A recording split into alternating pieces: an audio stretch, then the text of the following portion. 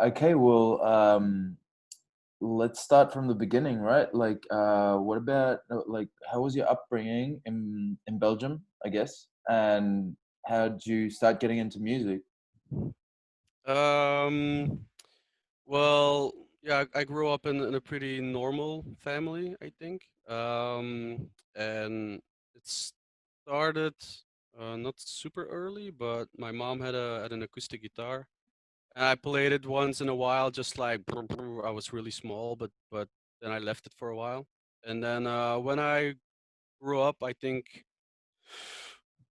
when I was 11 or 12 or something. Um, with some local, kids from the block. We started listening to metal and all that stuff. And then, yeah, one day I came home and I was like, "Yo, mom, I want to be a drummer. I'm gonna be a drummer." And she said, we got no room for that, so I didn't become a drummer. But then she came with another whatever thing. I forgot the name, but she said like, "Yo, I got a colleague, and he is a guitar player, and he does private teachings, and maybe you can do this." I said like, "Yo, okay, let's do it." And then I started playing guitar. That's how I actually got into making music. Um, but yeah, I played guitar I think for 5 6 years. I think a year or five or something, pretty every day, like full on 3 hours a day. But then some other things came to my interest. Like I was doing karate from a young age, and then I started doing Thai box, and I really threw my life at Thai boxing. I think I was 15, 16 years old back then, Mhm. and I was playing guitar, but not so much anymore. And then I think when I was 18, 19 years old, I didn't play guitar anymore. It was always training, and yeah, girlfriend, all that stuff. So I left my guitar actually, and music. I left it beside me, but then yeah, my body started to collapse. Let's say that. My joints were fucked up after all these years of training. Um, I could I think I did one competition fight, and in the training in the preparation for that fight I really fucked up my body. I was Mhm. training five 6 times a week, and yeah, after that I started doing music again, because my biggest, let's say, my biggest, like, Passion or yeah, my biggest passion. I always had passion for music. Like, it was my biggest passion, but Thai boxing was my stress reliever. Let's say Mhm. that, and Mhm. I really loved it. Also the club life was really cool, and um, so I quit Thai boxing because it was just the one thing after the other with my body, and I said like, fuck it, it's getting nowhere. And I started playing guitar again, and an old friend contacted me to play guitar together. He was really good in guitar. He still is. And I said like, yeah, why not? I can't go Thai boxing anymore. Let's play guitar. And then because of one of my best friends, I met another guy, and one day he just asked me like, yo, you want to do this education? It was in my hometown where I was born, in Geel, Belgium. And he said like, yo, in this music academy that there is a studio education. Do you wanna do it with me? And I was like, yeah, it was always something in my head, like I want to do something with studio and with audio, but I never did it. Like, I never went to university. I always went to work and went to school and said like, okay, I'm not gonna do this. I'm not smart enough to do it. So I actually left that dream, until a few years later. That guy asked me like, "Yo, you want to go to this education?" It was like 3 or 4 years ago, and I said like, "Yeah, let's do it." I didn't think twice. It was just like, "Okay, let's do it." It wasn't that expensive because it's actually um, like a music academy, but for classical music like piano and guitar and flute and all that stuff. But also the first and only school or academy in Belgium that did a studio education. So actually, I was like a little bit blessed to be born in that small town. And so yeah, I enrolled it. I called my guitar guy friend. That was really well. I said like, "Yo, do you want to do this? Let's do it." And he said like, "Yeah, okay, let's go." And then from day one, I was hooked. It was yeah, it felt like my calling. Like this is what I want to do. And my teacher is like still my kind of mentor, my sensei. He was my from lesson one, he said like, "Yo, it's for the passion. It's never for money." And he himself is like top five pop rock mixing engineers. So Mm. actually, we had lessons from like premium sound engineer actually a stupid academy with that cost almost no money. It was because I think we need 25 years. It cost me 50%. It was like 150 euros for a complete year Shit. getting lessons All from right. like this top engineer. Mm. And also, yeah, his story just inspired me. He started doing it really late, and he took over the Jet Studio in Belgium. It's like Mhm. the oldest studio in Belgium. Oh, really? Okay. But he took it over with debts. He had money problems, the previous owner, and he took it over with money problems. And he said like, I did this. I don't know for how long he did it, but he did it for years and years. And he said like, I although I had lots of artists on his on his list that he did and on all these works and this big stuff, he never got rich or anything. He said like, I could just survive. Yeah. And he said us right away. He looked us in the eye and said us right away, like, if you're not doing it for the passion, you can leave. Mm. Um, it's all about the passion, not about the money. And yeah, it really was like, whoa, man, this is cool. Mm. And yeah, it inspired me. So I went to it, and I said like, fuck, this is really what I want to do. I switched my life like completely. Mm. Um that's all I wanted to do. And then I started installing a program. At first it was Fruity Loops. Mhm. um and I started fooling around.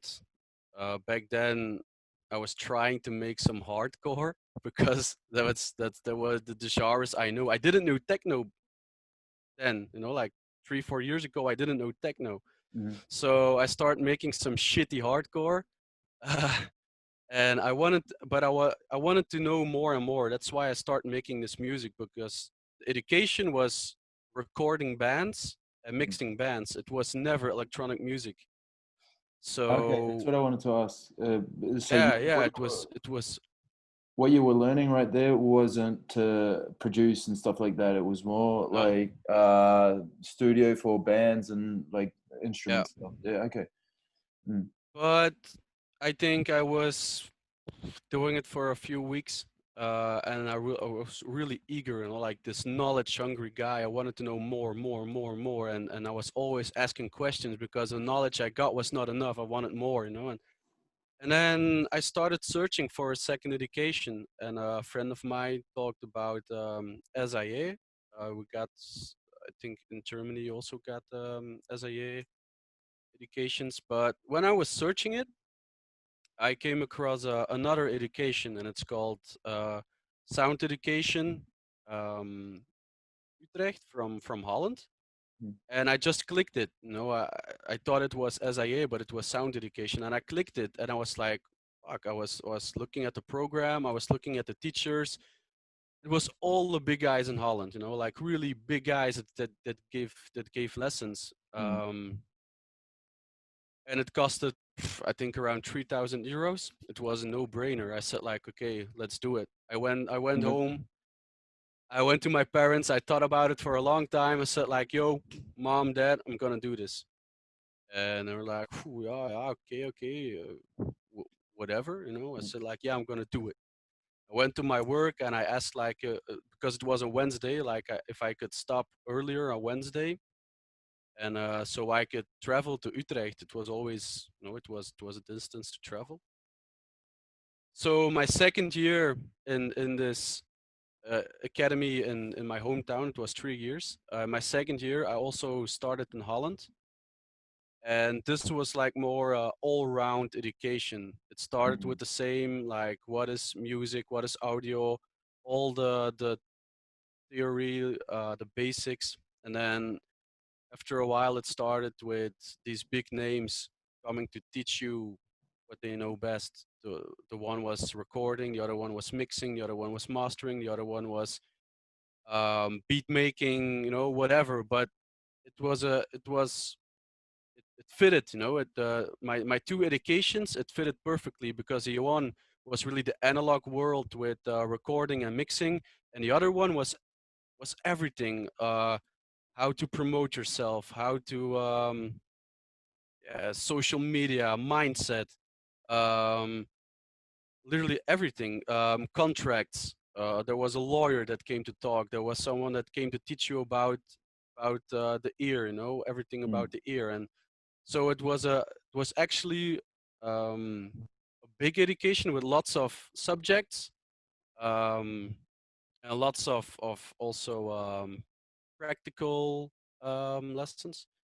And that actually I learned a lot with the two educations. mhm, um, and I think also in my first or second year that I was doing these educations, I got into techno as well.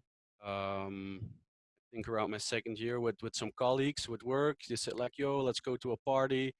mhm, And I was back then listening a lot to what we call retro music in Belgium. It's like the 90s club music. mhm. Yep. Um, Yep.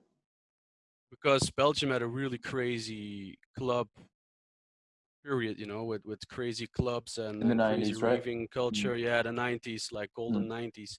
mhm. And I was really like inspired by it. And I was like, damn, I'm too young, I couldn't go to these clubs. And I heard lots of colleagues talking about these clubs, how crazy they were, and I was like, damn, I want this, I want this club life, I want this dark room with crazy stuff.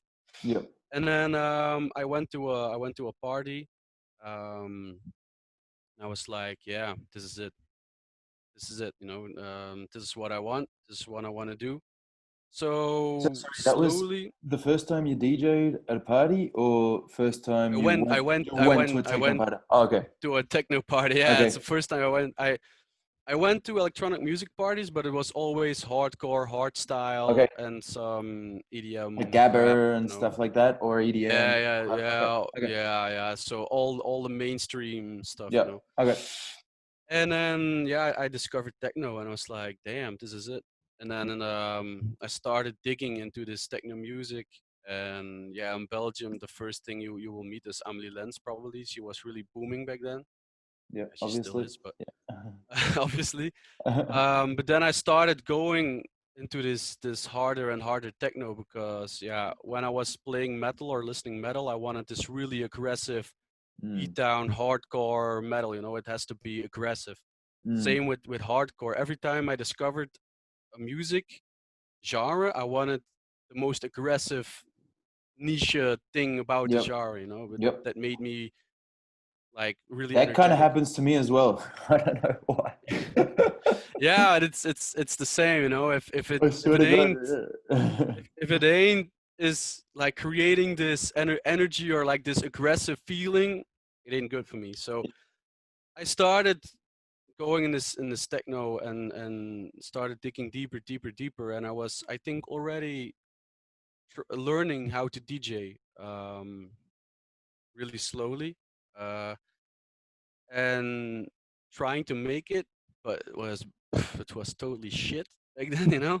But we had this. I don't know how to say this, but we got this. Every village got this house. It's like kind of clubhouse, but for young people. You know, it's like all the Mm, young guys go to this house in the mm, town. mm, We call it, literally translate, I think it's like a youth house. mm, Um, and yeah, they did workshops about mm, producing, and I went there for a workshop, and this guy came to me that there's literally people working. It's like, yeah, we got a studio and we got pioneers, and you can rent it mm, for €5 for 6 hours. And I was like, damn, I didn't have the money for turntables or for CDJs. It was so expensive, and they had it, mhm, and it was €5 for 6 hours, and I was like, yo, here's €10. I do it for 12 hours, and that's mhm, actually where my story as a DJ really started, because mhm, every Saturday or Sunday or both days I was just in this room practicing, practicing, practicing, practicing. mhm, And I think I had one guy that came with me once, and he kind of showed me how to do it, because I was struggling so hard. The beat matching, it just, I didn't know what to do. I was just doing something. mhm, And he showed me really quick how to do it with Serato, because mhm, I could see what happened. And then I was like, oh, okay, this is what I need to do. And then the next weeks I start practicing techno and get better, better, better, better. I still didn't got any name. mhm, That came later, with a friend. He's mhm, also doing really well. It's Night Funk. mhm. He hit like he hit recently. He hit #1 on Beatport. So, Okay. but back then he was also like same like me, like unknown guy. So you both like And started out DJing stuff at these social he he clubs that he you he had in. already he already did it for a few years, but then I met him Mm, on a festival. Just met him, like bumped to him, like yo, and mhm. um and that's how I also got my name Wanton. He said like yo, take Wanton. It's sounds a little bit German, whatever. If people see it's like, Yeah. what the hell is Wanton? So, But what but does it back then, what does it mean? I yeah. don't know. Oh Uh, yeah, I know what it means. It's I didn't search it back then. I just said like, okay, let's take Wanton. just one Okay, though. let's do it. Okay. Because for me, it also is like a memory back then, Okay. with this friendship, and it's Yep. actually like not more as a meaning, but more like, okay, this friendship was cool. It meant a lot to me, Mhm. and we still talk. But it's like, for me, it's that memory. Fine. Yeah. But but some guys have actually, I know some guys, some Asian guys, and he said like, yo, it you got it on the Chinese menu, Yeah. wonton. Yeah. It are Exactly. it it are it are dumplings. Yeah. So I'm a dumpling, but I searched, I released on Strom Records, and she actually sent me this text, like she was searching what is the meaning of wonton, and it's actually an English word, so it's Okay. also a word. And I think there was also like, What um does it mean? What does it mean in English? yeah, I wait, I'm gonna search it pretty quick, but it's like, um she added it to the subscription of the track on Beatport. So, Mm. but it really had a meaning. Let's see, I'm almost there. But it's interesting that it's not really, it doesn't really have like a literal meaning, but it's just like for you, it's linked to a certain relationship that you had or a certain experience. Yeah, yeah, it was really like a memory. And Mm. so it means unrestrained, Unrestrained, really. licentious, sportive, playful, undisciplined, unruly. Like, and that's actually cool. Like, not able to be controlled. Mm. And actually, that's how I like to do everything myself. And so actually, it also fits, the meaning of the word, like Sure. unruly, not able to be controlled. It's actually, it also fits me, Yeah. so so yeah, I'm not like this crazy rebel, but still I was like a rebel, and when Sure. people try to take a hold of me, I'm like, yo, get away, Mm.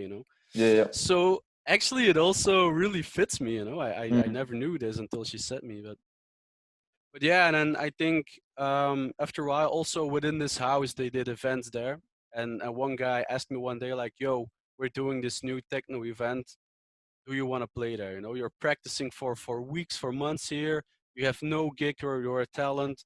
You need to play." And I was like, "Yeah, sure, man. Let's do it." And mm, they, instantly they said me like, "Okay, you're gonna do the closing." And then I was like, "Okay, cool." And yeah, I practiced a lot. I made some sets that they could listen. And actually, one guy was also a big help to me. And his DJ name is Tweak. mm, DJ Tweak from a different village. And really, I still talk to him, and I still tell him like, "Yo, like you were like a fundament for me as a DJ."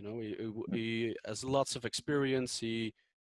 It's like the godfather of techno in this village. He does these events. He invites big names and local names. He is really supportive to the scene. He is like really a godfather. mm, He helps so many young guys. And even him, I was a nobody. My sets, they suck. And I gave him a USB stick, and he listened to it, and he really gave me feedback, like honest feedback, like, "Yo, this sucks, this is good. I don't know what you're doing back there, what the fuck." But it really helped me to achieve this next level. And mhm. same with my first mentor in school, and with the education in Holland, and him, he showed me from the start like, "Yo, you gotta help people."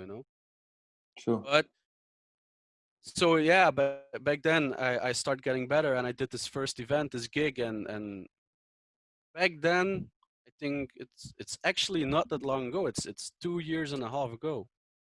In February 2nd, I Mhm. think, in 2018. So My, it's not my that long mum's ago. birthday. Yeah, is it? Is it? It's cool. It's cool. Uh, yeah, I play there, but back then techno was not that hard as it is now. Mm, In the last 2 years, techno have become hard again. But I was playing this harder techno, this underground thing, this more industrial kind of thing, mhm, still commercial back then, because yeah, you can't go all out. But I played it, and I ended hard, and it was the first time I was so nervous. It was poof, and it was over. It was 2 hours, and it was flashing it over, and I was just standing there focusing on what I had to do. But people after the gig came to me like, "Dude, what the fuck were you doing?" I said, "I don't know, man. I just play my stuff." And they're like, "I never heard this before," because it was underground. mhm, And my hometown doesn't really got this underground scene, mhm, so it was new to them. But then I've met some other people in the past, and I started to get more and more bookings that I could do. And I even played tech house, man, because my friend was this tech house producer, and we were every week we were together. We were always together, making music, giving each other feedback. If he had to play, I was supporting. If I was playing, he was supporting. And he also did some local small events in another village, and I went to play there as well. But it was like tech house, so I even played tech house, but I don't care. I was playing, I was getting experience, I was doing something. sure. And I think there was also almost, or I think my no, it was still the second year. I was going to Holland, and I was starting working on music, because we really had this homework where we need to make tracks. Mhm, So I think back then I made my first track, um, and a little later my second track, for my it was like my final exam, my practical exam for graduation. mhm. And yeah, that's when I was making techno, and I did some more events. Um, that's how it actually started going techno. I So think after my second track. So, Yeah, yeah, yeah. what a like throughout this period of time, you said like you were mainly influenced from the start by heavy metal, rock, and extreme. Like, what were those first groups that started to get you into heavy metal, and what were the first groups that you started to listen to that did hardcore? Sorry, not groups, but like DJs or producers Yeah. that did techno hardcore that like kind of influenced the path for you to that you took. Yeah, so it started really early when I was, I think, 12 years old. I was first listening to jump style, like really funny, but it was really a big thing in Belgium, jump style. But then I started listening to Eminem, and from Eminem it went to Limp Bizkit and Linkin Park. And I was searching, you got LimeWire back in the day. Mm, You probably know like illegal downloading, and I was searching. I didn't remember which track. Then I came across Arch Enemy, Silent Wars. I will never forget it. And I downloaded it because I liked the title, Silent Wars. mhm, And I played it, and I was like, "Fuck, this is shit." What the fuck is this? But then I put it on some more and some more later, and then I was like, "Damn, this is good." Like, and then Arch Enemy became my first metal band, and I was also, when I was younger, I was going to this Boy Scout thing, and my how would I say it, my supervisors, the older guys were also into metal, like the complete s- Boy Scouting. It was all metal, and then yeah, I started going to metal and playing guitar. But Arch Enemy was the first band, and I think it went on some other bands, and it ended uh, actually what into. about Rage Against the Machine, uh, I Audio learned I Slave, and that kind of stuff? no, No. no, no, no, no. It was death metal, Cannibal Okay. Corpse. Okay. What do you got? Like no Deciders. I don't punk, know not what it really is. punk, more like No, no, like death metal, really heavy okay, shit. Timmy Borgir. What's the other? I don't know, some black metal. okay. But in the end, it came to this hardcore music, Hatebreed, Sworn Enemy. Also listened a lot to Attila. That was later. Suicide Silence, deathcore, hardcore.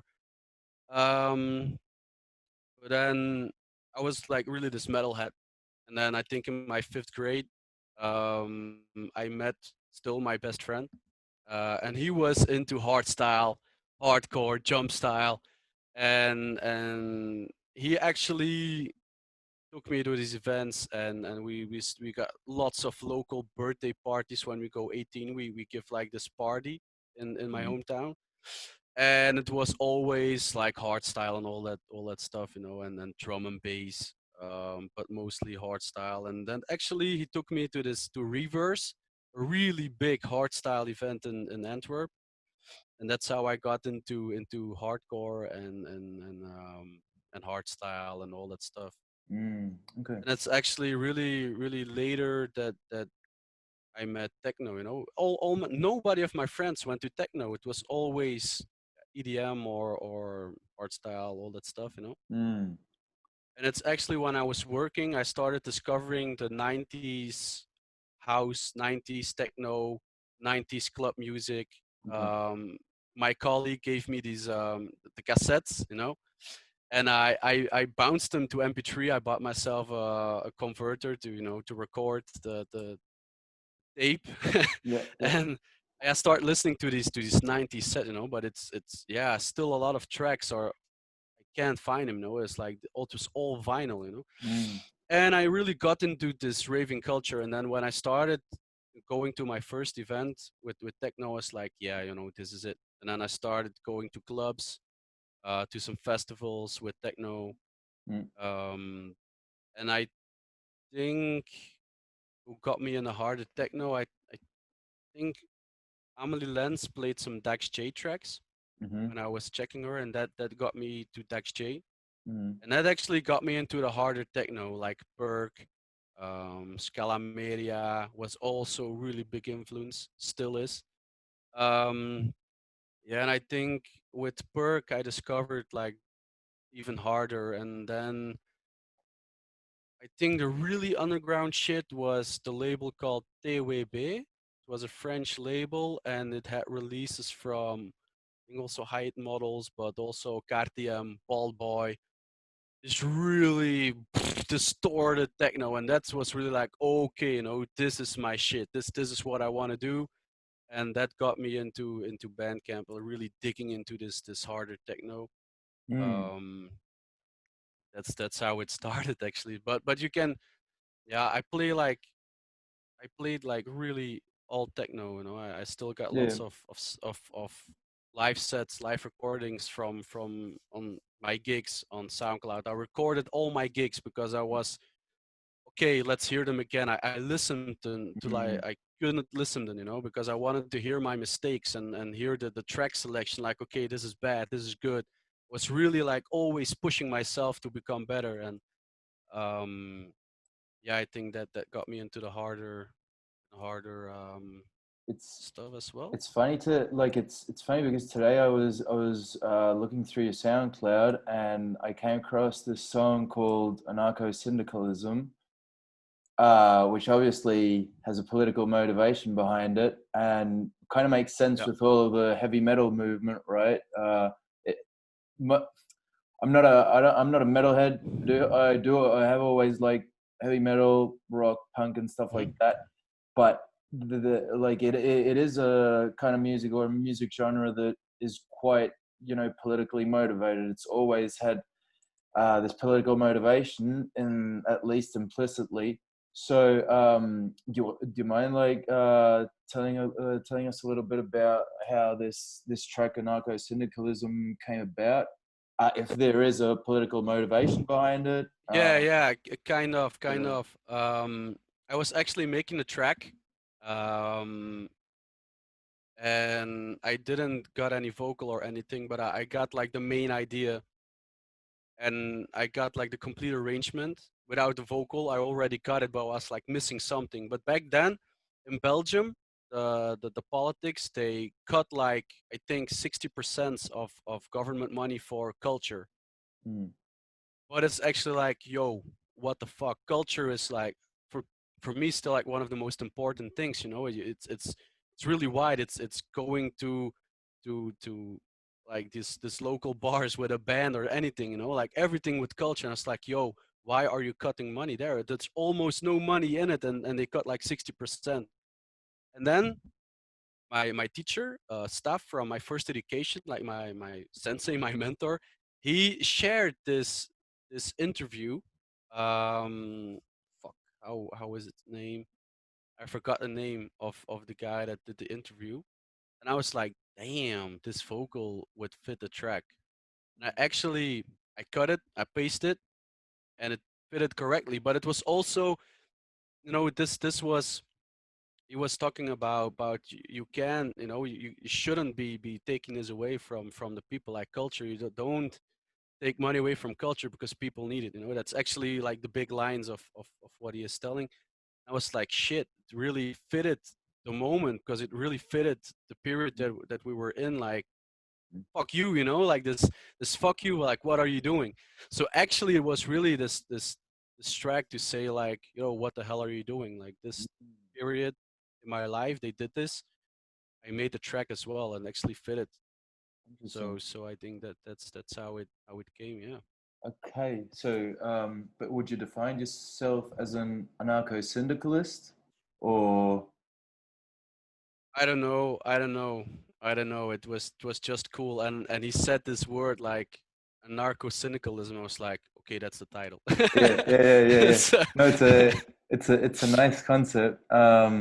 I actually had to Google it to know what it meant, but it yeah, makes sense. I think I still don't really know what it meant, but I Googled it as well. Like, what the hell is anarcho Yeah, syndicalism? it's But like it's basically, from what I read, it's basically like leaving in the hands of the people the way, like that's the anarchist part of it. The way to administer their working positions and through syndicates or Mhm. through trade unions or whatever. That's what I read on Wikipedia. I don't know. I don't fucking know, Yeah, same thing. I was like, but I just Wikipedia it, and I was like, okay, man. But yeah, he said yeah, this word, and it's like, damn, it's a strong word, and it is. Yeah. word, And it's like, okay, let's take it.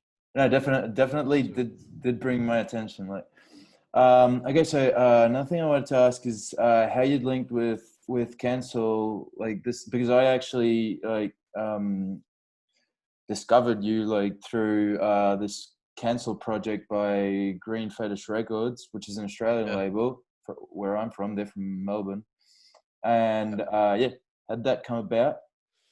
It's also actually really funny, But um, I think it was the beginning of this year. Yeah, January, February, March. Yeah, beginning of this year, like literally beginning of this year. And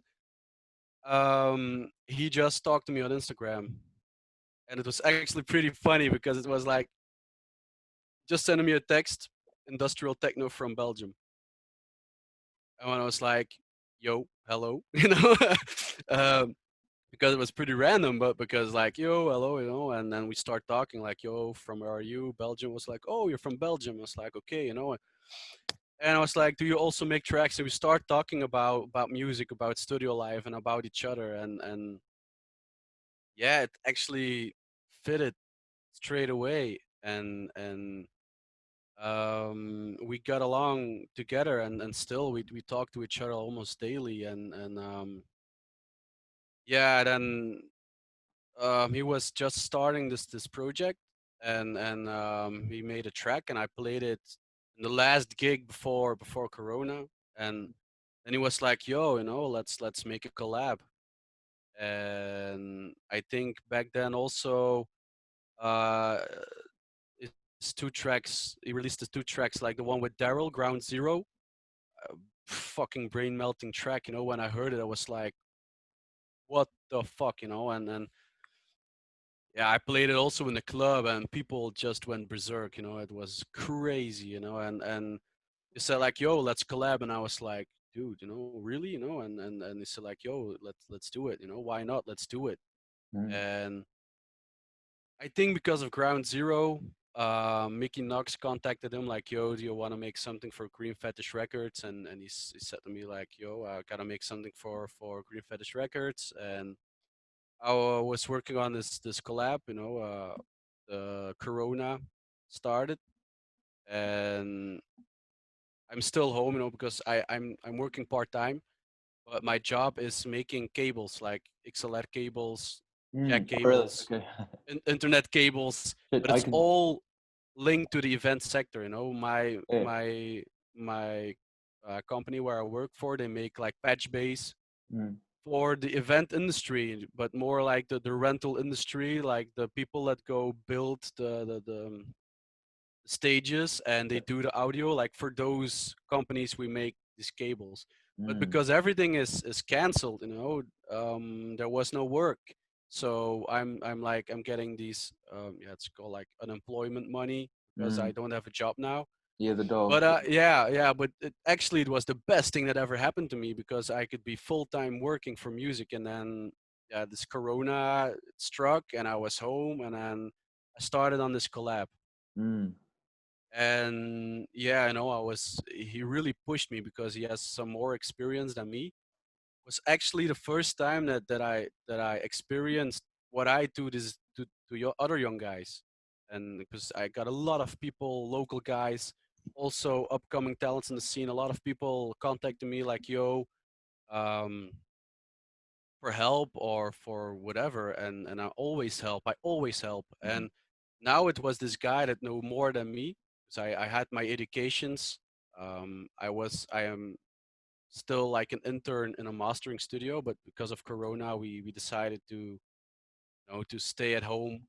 Um, but I had lots of experience. Then my mastering mentor also taught me a lot, and so a lot of mm, guys were coming to me, and now it was this guy that had way more experience in producing that came to me like, "Yo, let's do this collab," and he really pushed me to my next level. I'm still really grateful. that he ever said to me like, "Yo, let's collab," you know. Mm, And so yeah, I pushed myself and for this collab, and he said like, "Yo, I actually like this, you know. Let's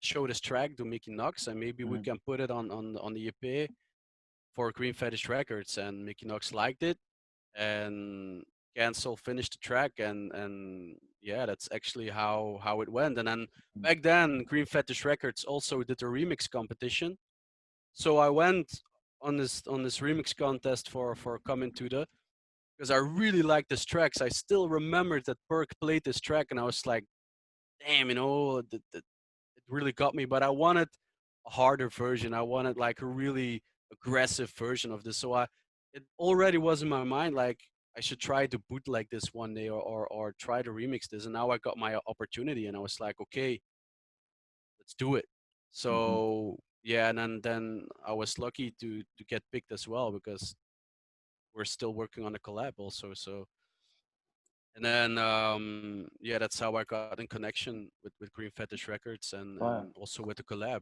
But That it's Cancel's that's actually from Romania, isn't he? Belgium. Oh, Also from he's from Belgium as well. Oh, okay. yeah, Okay. yeah, I yeah, don't know yeah. It's why I also from thought. Belgium. Okay. Oh, okay. I don't know why I thought he was from Romania. Nice. Um, so something that I want to ask you, being from Belgium, and now that I know that you know so much about the Belgian underground techno scene, what's the techno scene? What's the current state of the techno scene and techno culture in Belgium? Plus, I'd like you to give me an insight on your opinion about the bigger artists, like you said, Amelie Lenz or That's Charlotte de Witt, and so forth. Do they really represent Belgian techno sound? Are they really putting on for the Belgian underground scene? How do they contribute? What are your thoughts on that? I think Amelie Lens supports more than Charlotte. I know some guys, also producers like Lucas Verzer, Swart, both talented producers, and I know Amelie plays their stuff recently, or like um, a lot. You know, she really supports them, and some other Belgium names. I think more than Charlotte, but I don't follow them really close, both of Mm-hmm. them, because I have respect for them. I really do. But on the other side, it's also like, I don't know. I'm not gonna I'm not gonna fire some shots at him on an interview, because I really Beef. respect what they do. Yeah. Because I really respect what they do. Like, they play a lot.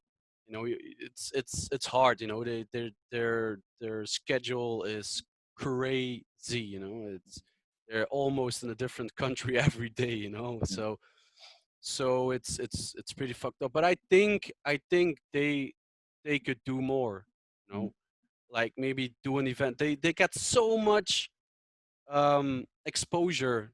They could easily do an event, even when they're in organizing event in Belgium with just local guys or just unknown guys.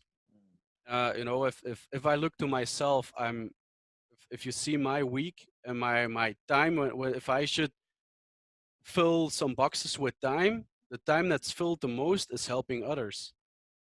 I'm helping more people than I'm helping myself.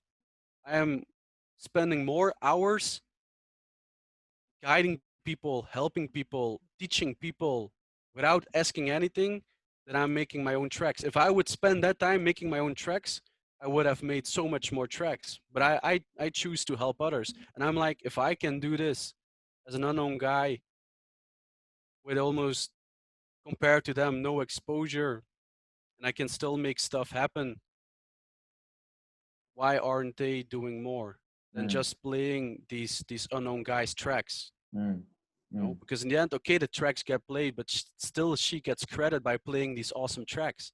In Obviously. my eyes, in my Yeah. eyes, and And I'm it's not. like, Yeah.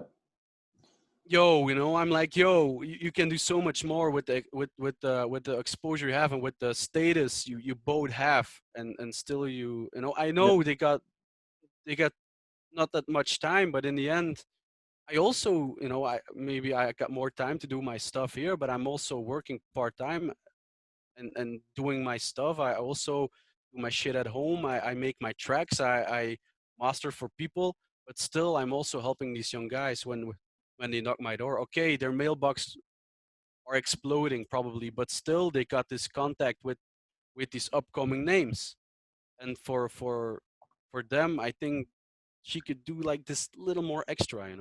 So you basically feel that they're not putting on the underground as much as they could do, right? In your opinion? I think they could do more, yeah. Okay. But I don't know, I'm not living their life. I Sure. don't know I don't Obviously. know how their life is, but in the end, like also now with Corona, yeah, don't fuck with me. You got time enough. You got no more gigs. Mm. You're basically okay. Take your time off, but that doing the time off, you could also promote the underground artist. So that it's one thing, like what you said, it's interesting because it's one thing to promote, other techno artists in Belgium by playing their tracks. Yes, cool, perfectly good and respectable. But having a platform like they have, maybe it'd make more sense to do something extra, like you were saying, like maybe have an event only for underground artists in Yeah, Belgium. From the or like same that I did. Okay, there were like lots of live streams. I get it, but still, I organized a live stream in a military domain. I fixed it that we could record there. And I just took unknown local guys. Almost fire nobody out. knows them. Like a few have done some gigs, but it's like still unknown. Some Mm, literally didn't have any gig at all. And I said like, yo, they come to me with tracks or something. It's like, damn, it's mental. It's like the mm, next generation. I'm like, yo, you need you need exposure. And mm, and I collaborated with an event mm. um, in Belgium. They actually invited me for a live stream, and then we got into contact. And I said like, yo, I want to do this live stream. Can you help me? I can't do this alone. You got experience. What do you think? And I said like, I can fix this crazy location. And they said like, okay, let's do it. Let's just do it. And they even got a club in Antwerp and some other page, Antwerp Techno and Club Vaag. Both the pages were also like streaming this stream, and I was like, okay, they really got thousands of plays, got some exposure. Will it make them the biggest? No, but I did something. I Obviously, yeah. did my best that I could do as exposure or the network I have now to show them to the world. Mm. And I'm like, if they would do this, just do this live stream with, let's say, 10 guys they like or they support, like this stupid live stream, those people would have like So much insane boost. exposure. Yeah. Yeah. This is Or you're referring to, like, I was scrolling through your Instagram before and I saw this like post where you basically were talking about this initiative you put up for up and coming artists. I think it's what you're referring to, right? yeah, Right that's now, that's that it's one. Yeah, that's that pre-COVID. one. Okay. Okay. Yeah. No. Totally agree with you, man. Like, obviously, you don't know what's going on in their lives and stuff like that, but you might feel, that they could be doing more for the underground. And Yeah, I'm I like, if think it I was really interesting what you said in that post, because it was like the same thing you said now. Like these younger generations aren't going to have the exposure that maybe people that are Amelie Len's generation or Charlotte de Witt's generation had, because of COVID, they're not having the chance to have these gigs. You know what I'm yeah, saying? So yeah, obviously, like, totally makes yeah, and I sense. I think also in the next, let's say that COVID goes on, there's still like this list of events that need to happen with contract stuff, these bigger names that had a contract with these clubs in Belgium. So when it all COVID goes away, it's like just these delayed events are also coming with this artists that were booked, for those events. So Exactly. Yeah. still these young guys will not get the the the, The exposure. the Yep. opportunity to play on events. And I'm like, Mm, and it's also something that the manager from Amelie Lens told me once. He was the guy from Labyrinth, Ugur, and he made this really strong opinion. Said like, it's not us, it's not the promoters that make this happen. It's the ravers, and he was mm, totally right. Because in Belgium, what we have is, if there's not a headliner, nobody's coming. Or let's say if you got a room for 500 people, 200 is coming, or 300 max, but not a sold out. And it's actually that thing that I also put on this text, like, the ravers need to be more going to these parties or to these clubs, even with unknown names. The best events I went to was with no headliner, like just local guys.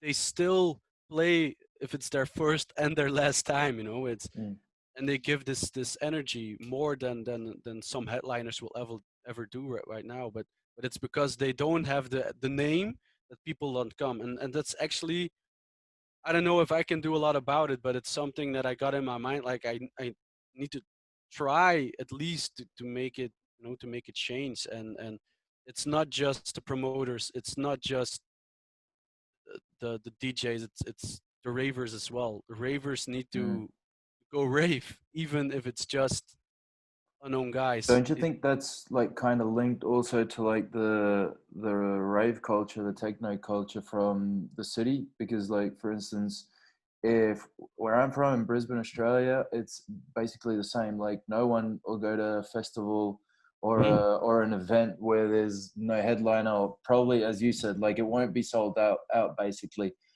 But Mhm. now living in Berlin, I've realized that like most clubs put on quite unknown artists, you know what I'm saying? And Yeah. because there's such a crazy and big spread out techno culture throughout Berlin, it's like people go to those events, but it's funny because I think people go more to the club than to a certain event. You know, like people want to go Mhm. to Mhm. Tresor, or they want to go to Berghain, or they want to go Yeah, to yeah. that. You know what I'm saying?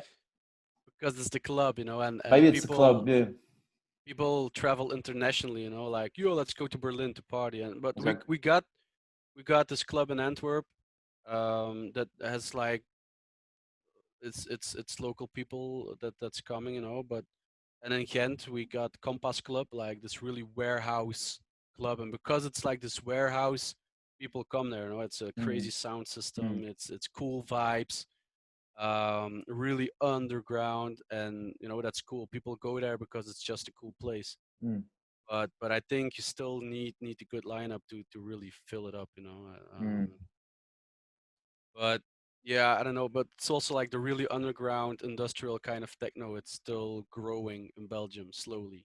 mm.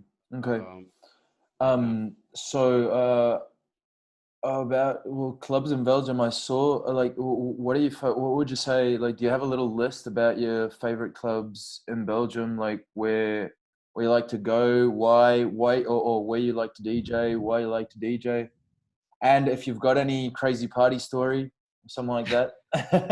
I think in Belgium it's Club Vaag. I've played there a few times. It's like this basement actually, full with LED strips, and yeah, function one system, so it really sounds cool there. But it's also this basement feeling. You just go downstairs and like boom, there it is.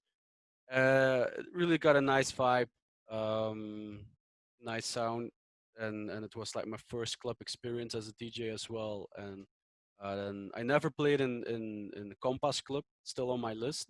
But I think for me it's like the best club in Belgium. Hmm. Um, or yeah, there's another one that I haven't been to. It's like C in Brussels, and I still want to go there. I never, because it's a long travel for me by train. It's like a big distance, and so I still need to, and also I'm also always doing my stuff, so I need time to go to a party as well. Hmm. Um, And what so about yeah, and the? I think it's not like clubs, maybe rooms, like Element Warehouse, of how do you call it, in Amsterdam, where Unpolished is also cool. Yeah, I went to some other gigs there that just like rooms that they rent. It's really cool. But I think, yeah, I just like the warehouse vibe. That's what I really like. Mm. So Makes sense for that kind of music as well. yeah, yeah.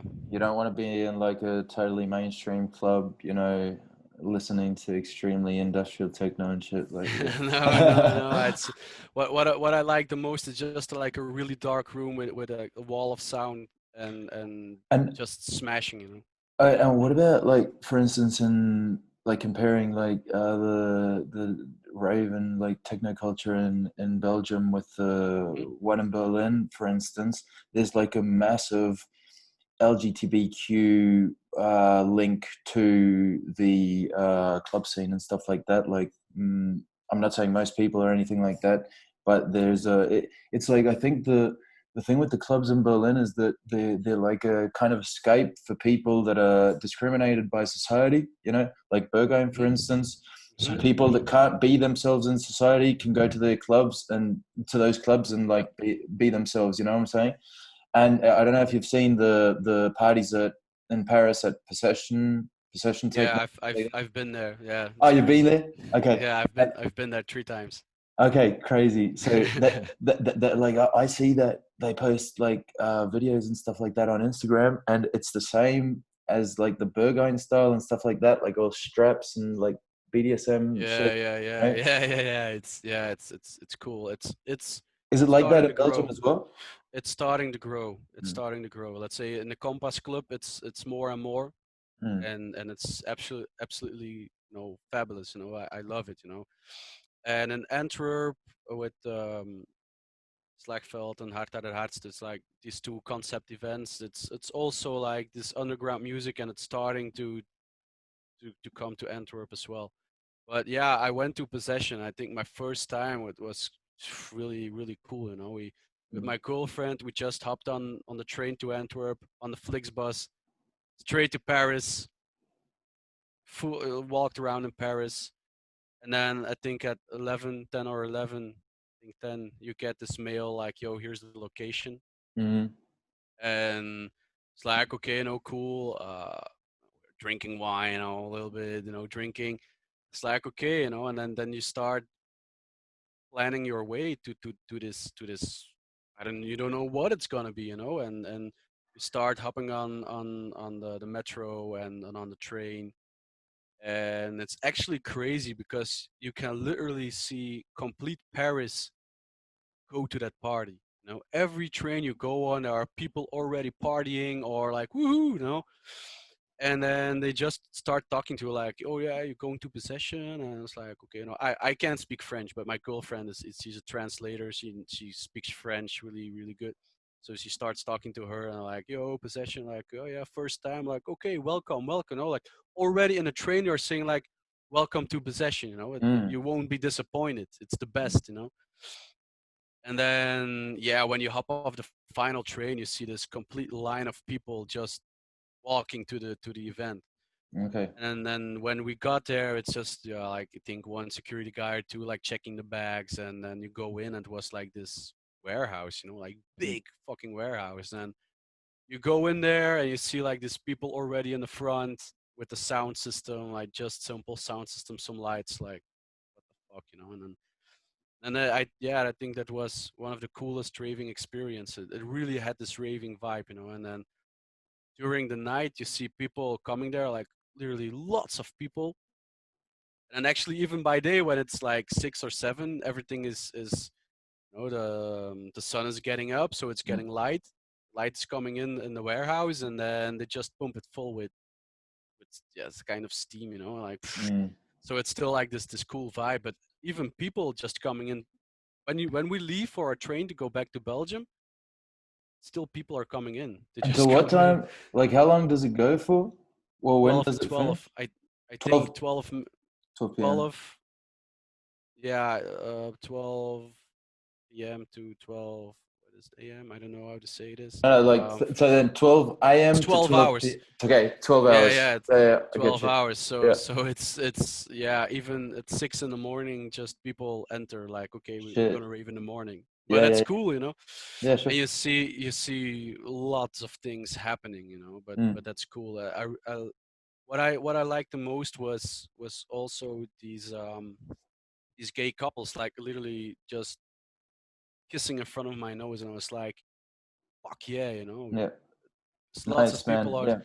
Yeah, I like this vibe because I'm like, if I can do this with my girlfriend, why can't they do it? But still, you got parties where they can't do this, and it actually makes me sad because they're just people like you and me, you know. And they can't be themselves, basically. Yeah, and it really it actually like kind of hurts my feelings that they can't be themselves. No, I'm not gonna say his name, but I got a local Antwerp DJ, and he is also gay, and I met him in a contest, and in New Year we went party. You know, he was also there, and he introduced his friend, um, boyfriend. You know, and I didn't know he was gay. You know, he could really hide it. You know, Mm. you could kind of sense it, but he hide it, and then he came to me like, "Yo, um, do you hate me now that I'm gay?" And I was like, "What the fuck?" You know, I felt so sad because I was like, "Dude, no, man, I love it that you're gay, you know, because you're just a chill guy." And then I'm like, it really opened my eyes. Like, in what world do we live in that a normal guy has to come ask me like, "Yo, do you mind that I'm gay?" Yeah. It's No, that's crazy, man. It's sad, man. crazy. It's It's fucked sad. up, and it's actually one of the saddest things that I can, you know, that I also heard like somebody Yeah. asking me this, and I'm like, yo, what the fuck? And all the people that hate it, I'm like, fuck you, you know. It's If you that. can't stand Um, it, grow the fuck up, you know. exactly. You know, we were talking about like the queer community basically in the underground techno scene. Mhm. Yeah, like I don't know about Belgium. Is Belgium really like a? Is it an accepting country for that, or are they kind of closed minded? I don't know. I don't know. I think it's getting better. There are more and more like these how to say it. I think every year we also got this gay community how do you say it, like parade in, Mm. in, in Yeah, yeah, yeah. Belgium. The love parade. Yeah. Yeah, it's like it's getting bigger and bigger, but still you hear lots of violence to gay people, and even my friend, you know, my DJ friend, he said like he Mm. had to the party was in Brussels, and he stepped off like I think one or two um stations before, stops before, to go by taxi because he was scared to walk in Brussels with his boyfriend. I'm like, how Okay. fucked up is that? Shit. But Yeah. I No. don't know. I don't live in Brussels. I don't live in Antwerp. I don't live in Ghent. I don't know how it is to live there. I Mm. don't know how it is to be gay. But I'm like, what the fuck? It's actually it blew my mind because in what world do we live? It's like it's 2020. What the fuck? Why are we still It's the same as being like so this. so close minded? It's the same as this Black Lives Matter thing. Like, why Hmm. is being of color even in like a topic right now? Or the same with Yeah, this yeah, yeah, yeah. Same. feminism and stuff like that. Like, why is this still an issue? You know, I I nowadays. think it's still from, you know, stuff in the past, you know, how it Mm. Oh yeah. all it's changing really. Mm. Actually, it's not that long ago that we're still slapping our wife, you know. Yeah, yeah, It's yeah, not yeah, that yeah, long ago when that shit happened, you know. yeah. And it's still happening, and it's crazy. Other way around as well, you know, violence to each other, it's crazy, you know. But also, yeah, it's fucked up. I recently saw this picture, and it's actually really the true, like having slaves was legal, but coming up to that, like coming up for slaves, like saying like this is bad, that was illegal, you know. It Mm. Yeah, yeah, actually yeah. Like being against. Yeah, yeah. yeah, Being being against. Yeah, against it was was illegal. illegal. So it's crazy. I'm actually happy that I've been born now, probably. But yeah, it's actually crazy. If you really go think deep about it, it's a fucked up world we live in, man. Oh yeah, for sure. But it's yeah, it's crazy. It's still yeah. But imagine I like I love everybody, you know. I don't care if they're pink, white, black, sure. brown, yellow. I don't Yeah. care, you know. If you're good to me, I'm good to you. I don't care where you come from. For me, like borders and country is it's like I don't really um I'm like, yeah, I'm a Belgian guy. No, I'm like, I'm somebody from this world. Mm. And these borders, we made them up. Yeah, Somebody sure. made them up. Somebody Yeah. said like, I'm gonna claim this land, and it's gonna be called this way because I said it, because I'm the most powerful with the most army, whatever. And I say this is this, but it's fucking Uh, crazy because It's no, it completely was right. Yeah. just this globe, and it was no border at all. It just Mm. piece of land, you know. So I treat everybody just like that. Like, okay, you're just someone from this earth, and I like you. If Yeah. you like me, if you treat me right, I treat you right. And even more I, like think about like we have been lucky in a sense that we've been born in a Western civilization, like in a Western country. But like imagine like I've got a friend that's from Iraq, and he's fled from Iraq to Europe illegally, yeah. without the government knowing, and he's actually a year older than me, and he like I'm like, don't you want to go back to Iraq like in some years or something like that? Like your family's there, your friends are there. Like to me, it's like that. Like, yeah, I like living in Europe, but in the long run, I have to go back because my life's there. But he's like, nah, because I don't know, we're like smoking a joint in the park or whatever, having beers in Mhm. Berlin, and he's like, you can't do this in Iraq. You know, No, no, you, no. you, It's crazy. you can't be yourself. You can't just go up and talk to a girl, or you can't go to clubs and drink and shit like that. It's just like it's so limiting, to him, that it's in that sense. I mean, like we're kind of lucky, that we've been born Yeah, in countries it that is. that are way It more is. open in that It regard. is, and you know, it's like it's shit everywhere. Mm. Anyway, but still, I say to a lot of guys, to a lot of people, are saying like Belgium is crap and shit. I'm like, yo, it's actually pretty good, you know. Obviously, no, And you no, got but of course, you you you just need to see it that it's actually good, Belgium you is know. such a nice country though. Like Belgium has so much culture. Yeah, Brussels, and Europe, you know, just being born in Europe, it's yeah, kind of being a bit lucky, I think. You know, but you got a house, you got a roof. You should be and grateful for and that, you know. and Belgium's like one of the rich countries in Europe as well. Like it's not Yeah, like actually it is. Yeah, actually it exactly. is. You know, and it's every country you go to live, there's always something wrong with politics. It always will Of be course, wrong. yeah. But in Of the course, end, I'm happy I'm not surrounded by wars or something. I know also know people that that that went to Belgium illegally, and actually I respect that. You know, it, sure. I know other guys. I've worked in this factory that was making buses like the city bus, you know, Mm, to ride on.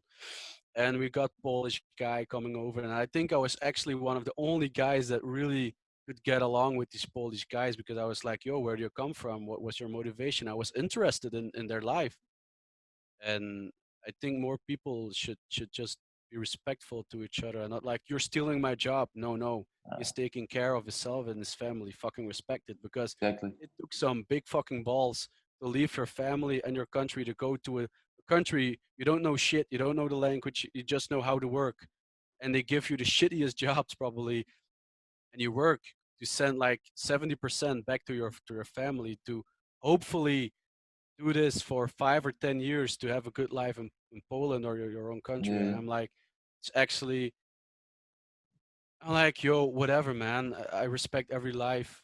And Whether dude, I think of it like I'd do the same in their situation. Like if I was living in Iraq or one of those yeah, countries, I'd leave if I was able to. Like obviously. Um, Moving on a little bit with the topic, yes, like yes, yes, yes. so no, just wondering what a typical day looks like when you're working. Like what does the creative process look like? What kind of gear you use and stuff like that. Yeah, it's right now I'm home full time, taking profit of the Belgium authority, but um yeah, my days actually, you know, I just wake up, eat something, drink something, and I start or I chillax a bit. I'm I have some books I need to read, so I try to read like a few pages. But I'm not this reader guy. I really can't read books. I don't got the concentration, but I try to read something. Then I start doing music. And what I'm doing, it really depends day to day. Sometimes I got a lot of messages. I start helping people first. Um, Right now, mostly it's doing a master for somebody, for a Mm, customer or for a friend, and then I start doing some music, um, work on tracks that I know that I started, start a new one or finishing something. Um, but it's different from day to day. Also, when I mhm, have a job, when I come home, um, what I will do is different. Most, I got this with my girlfriend agreement. Like I make food, and she cleans. mhm, So when I go home, I make food, mhm, and then I start doing music. But I need my sleep, so I don't stay up really late. So when I am really working, I can't do that much. mhm, But I'm working part time, so I always got my free days, and in those days, I try to do as much as possible. But also take a little rest. With Corona, mhm, it also made me realize to rest a bit. My life was like a roller coaster. Um, it was just pedal down and not thinking about anything, just doing things. And go to work, do stuff, make tracks, do masters, talk with people, and then in the weekend we're always gone. Always. I think the week when it was in lockdown, I was an intern in two studios, so all my free days were filled up by going to a studio or by doing music, and that week was crazy. I worked 3 days, Monday, Tuesday, Wednesday, and then Thursday I had to go to Brussels. Friday I had to go to Brussels. Saturday I had to play at Jaded in London, and then it's like Sunday and Monday I was back. So it was like complete, full on. yep, Then suddenly it was like, boom, you're not gonna do anything anymore. mm, Whoa! In the beginning I was like, fuck, what I'm gonna do with my time? I was used to this actually sometimes stressful life, yep, just going for it. But it also made me realize in this Corona that I need to rest some time as well. of Like course. take time to um, de-stress in my brain or like take some rest because I noticed when take some rest here and there, like a day or something, do something different, you're getting more creative the Hmm, next day as well. hmm. Yeah, sure, man. If you're Um, pushing every day, it's th working less productive. this dude I told you about earlier, this dude from Senegal, he told me the other day he was like he spent 6 months in Berlin. He's done some quite good releases. Do you know this project called Melt the Pot? Which Nope. was this project with a hand on it that was just grabbing trying to raise money for Black Lives Matter and stuff like that. Anyway, it doesn't matter. Oh, yeah, yeah. It could be. I don't know. I don't really search a lot of stuff. I'm really just doing my thing, but I don't know. Maybe I've seen it, I think but I don't know at this moment. you know Hector Oaks. Oh yeah, I know him. Yeah. Well, this Senegalese dude was contacted by Hector Oaks, and basically he put him on the track. Look, this one. Yeah, I think I have seen it. Just seen it. Anyway, yeah, exactly. Just Anyways, seen it. doesn't matter. But this dude, like coming to what you were saying, like this dude was in Berlin for like 6 months or something like that, and he didn't like Europe. He told me the other day he doesn't want to move to Europe, and I was like, why? I thought like everyone in Africa would want to move to Europe, like better living standards and stuff like that. It was like just the schedule, like the like people's every day to day life. It's just like stress, stress, stress, stress. Yeah, but it is. It is. It is exactly, and that like puts you in a mindset where some people might be like that, other people aren't, like that. Mhm. And this dude was like, "Well, here you just wake up whenever you want to wake up. You're in contact with nature. You do this and that. There are problems. People are poor, but that doesn't mean that people are necessarily unhappy. You know what I'm saying?" Yeah. Yeah, but that's what I say to a lot of people, like old guys saying like, back in the days it was better. And I can actually say I think so, but I Mm, think people were happier. It was a mm, simpler life. Oh, they Exactly. didn't. Money doesn't make you happy. Yeah. I'm not doing it for the money as well. I'm doing it for a happy life. Yeah. I'm happy doing It's this. your hobby, and you're an Yeah, artist, yeah, and yeah. and when I look back, actually, my vision to the world right now is like this really egocentric vision, and every contact you have is online. Mm, It's all Instagram, Facebook, WhatsApp, whatever, all distance, and back in the days, probably the wife was taking care of the kids and doing all the things at home. The man was working, and he fixed the money, and he came home and they eat, and they didn't got television or something, or maybe just that, but they spend time together, mm, and that's what they did. And you also got your local musical guy, probably, of course. but probably I think the people just came together. They know everybody. Like, oh yeah, this is Patrick from there, and Johnny from there, and I don't care what. People know each other, and if something needs to be done, they helped each other. Mm, And within the years, when you look back, you see this falling apart. And mm, even now, when you go live somewhere, probably the next 5 years, you just know maybe five people. But back mm. in the day, they know the complete block, like Yeah. the complete street surrounded, like a complete city almost. Yeah. And now it's just constantly, you wake up, you need to go to job, you're in traffic, stress, stress, stress, And stress, stress, it's stress. a Like, very like individualistic mindset. yeah, Like people yeah, don't yeah. really think about maybe like what you were saying before, like with Emily Lenz and Charlotte the Wit, like the think about themselves. They're not thinking about bringing up the underground and stuff like that. But anyway, Yeah, maybe. it is what it is at the end of the but day, isn't it? but yeah, it's I think that's why music was my stress reliever. Mm, And once I got hooked on it, I think that's also the reason why I start doing it, to de-stress and to live like this happy life in the the say the life that we have right now, the situation, how life is, like the stressful life. mm, And I just want to make the best of it. I lost some young guys and friends, and like, yo, death is around the corner. I can mm. just go downstairs, trip, break my neck, I'm dead. Yeah, But I was happy. yeah, And I think within the current situation that everything is going, you just need to try to find your happiness. I think what makes you sure, happy, go for it, and sure, and fuck all the rest. for sure, man. So before we wrap this up, is there anything else you'd like to add? Anything else you'd like to get into? um. I don't wait. See the question.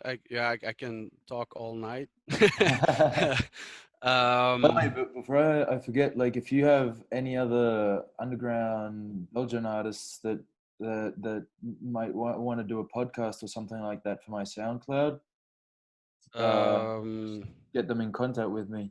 Yeah, yeah. I can get No, them in contact. if you've I got have. if you know about someone, you know what I'm saying, like nothing, Mhm. like only if you think, oh, that he might be interested or something like that. I always know a lot of young guys, so I can always say like, yo, make a podcast, and do something. I got these young guys, yeah. But if yeah, maybe something I can add, maybe it's like this, I don't know, kind of mindset thing, maybe. If Mm, young guys are watching or other guys are watching, what what I learned the most these days is just like fucking believe in yourself. So I don't know who is watching, but believe in yourself. Um, my education in Holland was actually pretty crazy.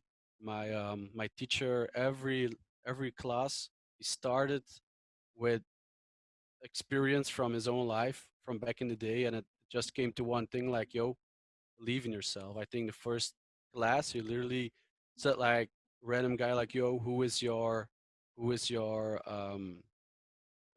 idol?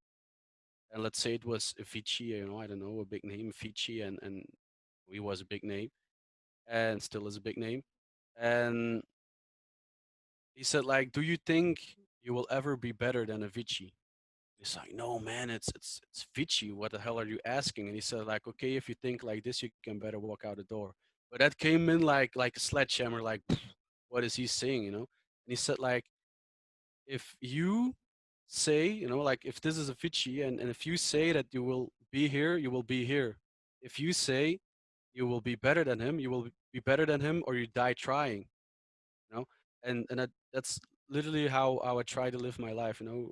I don't see anybody better than me, but I'm also not better than them, you know. They're equal, you know. That's how I see it. But he's just pushed us every day, like, believe in yourself, believe in yourself, believe in yourself. If you do something, believe in it, it will happen. And when you say it to yourself every day, then I'm gonna be this, I'm gonna be this, you know, I'm gonna be a DJ, and think positive. And I think that's the thing that helped me the most in all my 3 years of career, that got me so far as I gotten today, is just I believed in myself every day, and I say to myself every day, you know, I'm gonna be successful. And I think that's the biggest thing I can say to young guys. Is it's I say it every time: just believe in it, that you will make it, and you will make it. If you For sure. believe in it, I believe in you. But Mm. you gotta believe first, Yeah. and you gotta work hard. Work Yeah, hard man. every day. I think that's like that's the mindset you've got to have. Like if you don't have that mindset, Yeah, if you don't believe in yourself, and it's, obviously like also be, you know, kind of a serious person towards that, because if you yeah, believe in yourself but you don't put in the work, like it's not much that you're going to do. But for sure, man, I agree with you 100, like all the way. and stay humble always, So, no yeah. matter how far you go. Stay humble, and never forget where you came from. I think a lot of big guys forget where they came from, Mm, and you know, I don't blame them. I don't mm, blame them, but in the end, you always got to remember where you came from. I talked to Obi yesterday, and he said the same thing. You know, like, I always remember where I came from, and I came from the dance floor. mm. It's pretty strong words, because it's true for me. It's the same, and that's why I'm always open to young guys, and always stay humble. Like, okay, you know, for I'm Robin. You know, I'm me, and that's who I always will be. And you can ask me, you can contact me, and that's how I want to be. But yeah, I try. That's what I try to teach the others. And, like, believe in yourself, work hard every day. Don't be afraid to ask things to people. Just go for it. Ask it. A lot of people, they are just doing their thing, you know, same like me. And but if you ask me something, I will always reply. So I Sure, man. think yeah, to all the young guys, you just got to just believe in it. You know, I think Oh, sorry about that's that. that's Um, okay. that's Good final words. yeah, exactly. No, good way to end, man, and totally agree with you.